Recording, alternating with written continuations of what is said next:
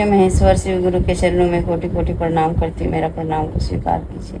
मैं ये भवानी के चरणों में प्रणाम करती हूँ, मेरा प्रणाम को स्वीकार कीजिए। साहब भैया दीदी माँ के चरणों में कोटि कोटि प्रणाम करती हूँ, मेरा प्रणाम को स्वीकार कीजिए।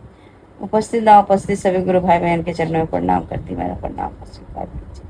इस चर्चा स्थल में बैठी चर्चा स्थल को प्रणाम करती हूँ, मेरा प्रणाम को स्वीकार कीजिए, स्वीकार कीजिए। देखिए दीदी, कल कल तीज का त्यौहार था दीदी, और हम पूजा गए थे मंदिर करने के लिए दीदी। अब पूजा हो गया था, अचानक वहाँ पे एक चम्मच रखा हुआ था दीदी, तो मेरा ध्यान गया उस चम्मच के ऊपर। तो मन किया क्या कि नंदी महाराज को जल पिला दे दीदी।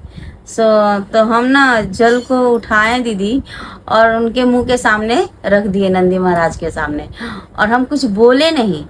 तब तक देखिए वो जल नहीं पी रहे, तो मेरा मन में थोड़ा लगा कि गुरु महादेव नंदी महाराज को जल पिला रहे, नहीं पिए। तो गुरु, तब हम बोले कि गुरु दया कीजिए और नंदी महाराज मेरा इस जल को आप ग्रहण कीजिए।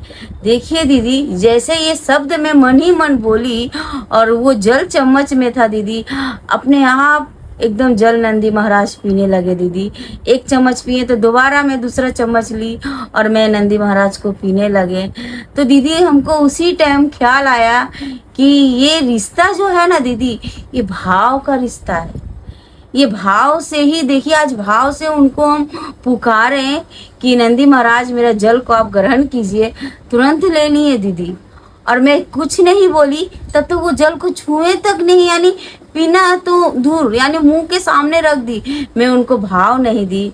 तो यही साहब कहते हैं कि एक चर्चा था साहब का कि दुनिया सब भगवती का पूजा कर रहे हैं और मैंने तो भगवती को सिर्फ याद किया और भगवती सच में दर्शन दे दी।